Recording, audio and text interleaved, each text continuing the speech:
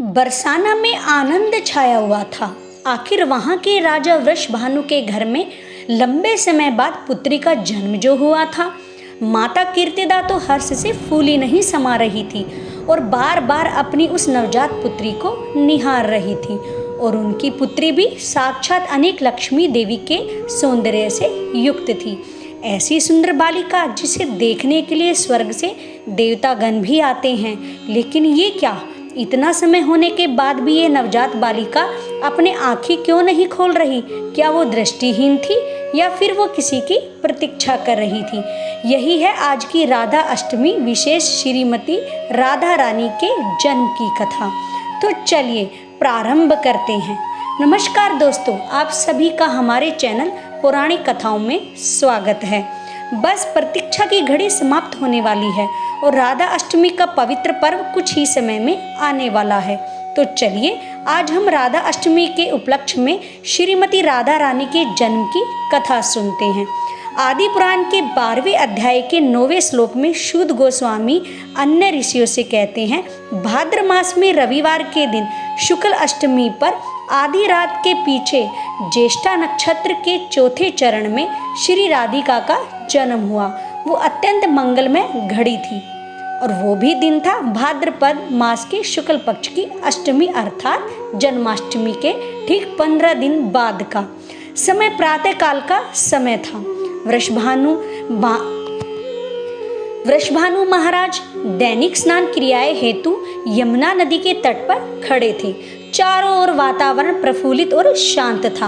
अनेक सुंदर पक्षी अपने मधुर आवाज में प्रातः काल का स्वागत कर रहे थे। वृषभानु महाराज ने भी स्नान संपन्न किया और सूर्य देव को अर्घ्य देने लगे। उस दिन यमुना नदी भी शांत थी और उतने में उन्होंने देखा कि नदी की सतह पर एक अत्यंत मनोहर स्वर्ण कमल तैर रहा था। कुतूहलतावश में कमल के पास गए और जब उन्होंने उसमें देखा तो वे आश्चर्यचकित रह गए। उस कमल में की पंखुड़ियों के बीच अत्यंत सुकोमल नवजात बालिका सोई हुई थी। उसके मुख पर एक दिव्य कांति और आभा थी। उसका सौंदर्य साक्षात लक्ष्मी देवी के समान लग रहा था। उसके नेत्र कमल की सुंदर पंखुड़ियों जैसे थे। वृषभानु महाराज ने इस बच्ची को देखा तो उनके मन में वात्सल्य का झरना बहने लगा। उन्होंने अत्यंत सावधानी पूर्वक उसे अपनी गोद में उठा लिया। आसपास नजर डाली लेकिन कोई दिख नहीं रहा था। वे सोचने लगे, आखिर ऐसे निर्जन स्थान पर इस बालिका को कौन छोड़ गया? अब इसे अकेला यहाँ छोड़ना भी सुरक्षित नहीं होगा। और दूसरी ओर इस नवजात बालिका को देखकर उनके अंदर एक पिता की भावना इतनी तीव्र हो रही थी कि वे उस बालिका को स्वयं से दूर नहीं जाने देना चाहते थे। इस प्रकार वृषभानु महाराज विचारों के द्वंद्व में फंसे हुए थे। उसी क्षण ब्रह्मा जी उसी स्थान पर प्रकट हुए। उन्हें देखकर वृषभानु महाराज ने उन्हें प्रणाम किया। ब्रह्मा जी ने उनसे कहा, हे पुत्र, तुमने और तुम्हारी पत्नी ने अनेक वर्षों तक कठिन तपस्या की है। तुम दोनों की एकमात्र इच्छा यही थी कि तुम परम भगवान कृष्ण की नित्य संगिनी को अपनी पुत्री बनाना चाहते थे और इस जन्म में आप दोनों की यह इच्छा पूर्ण हुई है। तुम्हारे हाथ में जो नवजात बालिका है ना, साक्षात भगवान की अतरंगा शक्ति और नित्य संगिनी है। जाओ इसे अपने घर ले जाओ और स्नेहपूर्वक इनका लालन पालन करो। इतना कहकर ब्रह्मा जी वहां से अदृश्य हो गए और अब वृषभानु महाराज जी आनंद की ओर सीमा नहीं रही। वृषभानु महाराज और कृतिका जी के घर में शिशु की आवाज गूंजने लगी। अत्यंत हर्ष और प्रसन्नता पूर्वक उस बालिका को अपने घर ले आए। जैसे ही उन्होंने इस बालिका को कृतिका के हाथ में सौंपा तो उनके नेत्रों से अश्रु बहने लगे। दिव्य कृपा से कृतिका अब माता बन चुकी थी। उन्होंने अपनी बच्ची को गले से लगा लिया, उसे प्रेम करने लगी। फिर उस बालिका का नामकरण किया गया और उस बालिका का नाम पड़ा राधा। अब दिन महीने बीतने लगे और इन बीतते समय के साथ राधा जी का सौंदर्य चंद्रमा की सौंदर्यता को भी परास्त करने लगा। लेकिन वृषभानु महाराज और माता कीर्तिदा के आनंद का स्थान अब चिंता लेने लगा और उसका कारण एक ही था कि वो ये कि अभी तक इस बच्ची ने आंखें नहीं खोली थी। उन्हें भय लग रहा था कि कहीं उनकी पुत्री राधा चक्षुहीन तो नहीं है। इतना ही नहीं, ना तो कभी वह रोती थी और ना ही किसी की बात पर वो प्रतिभाव देती थी। उन्हें समझ नहीं आ रहा था कि अब क्या किया जाए। वृषभानु महाराज और माता कीर्तिदा की समस्या का समाधान देने के लिए भगवान ने नारद मुनि को भेजा।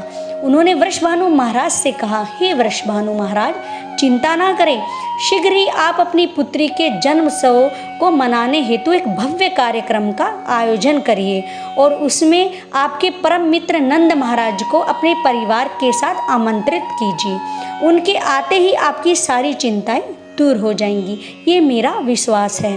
वृषभानु महाराज ने तुरंत तैयारियां शुरू कर दी और गोकुल में नंद महाराज को विशेष निमंत्रण भेजा गया, जिसको स्वीकार करते हुए जन्मोत्सव के दिन नंद महाराज, माता यशोदा और उनके नन्हे से कान्हा पहुँचे बरसाना। इतने समय के बाद मिलने के कारण नंद महाराज, वृषभानु महाराज, यशोदा मैया, कीर्तिदा माता एक दूसरे को बधाई देने लगे। लेकिन हमारे नन्हे से नंद गोपाल जानते थे कि उन्हें इस समय क्या करना है, तो अपने छोटे छोटे पैरों के घुंघरू और कमरबंद को खनकाते हुए घुटनों के बल चलते हुए नन्हे से कृष्ण पहुंच गए उस स्थान पर जहाँ नन्ही सी राधा रानी को एक सुंदर से पालने में सुलाया हुआ था।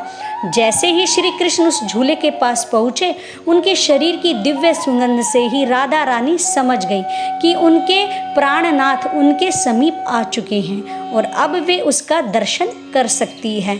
तो इस प्रकार सबसे पहली बार राधा रानी ने अपनी कमल की पंखुड़ियों के समान आंखें खोली और सर्वप्रथम श्री कृष्ण के दर्शन किए। श्री कृष्ण भी राधा रानी को देखकर अत्यंत प्रसन्न हो गए और कुछ ही समय में राधा रानी रोने लगी। जब वृषभानु महाराज और माता कीर्तिदा ने अपनी पुत्र की मधुर आवाज़ सुनी और देखी कि उसने अपने नेत्र खोल दिए हैं, तो वे अत्यंत हर्षित हो गए। ये देखकर उन सबका हर्ष दुगना हो गया। इस प्रकार परम भगवान श्री कृष्ण की लीलाओं में सहयोग देने और उन्हें आनंद प्रदान करने हेतु इस धरातल पर श्रीमती राधा रानी का आगमन हुआ। वास्तव में राधा रानी और श्री कृष्ण में कोई भेद नहीं है। श्री कृष्ण रसराज हैं और राधा रानी भाव स्वरूप है, यानी महाभावमयी। भाव का अर्थ है भक्ति, और इस संपूर्ण प्राकृत जगत में सर्वश्रेष्ठ और सर्वोपरि शुद्ध भक्त कोई और है तो वे हैं श्रीमती राधा रानी।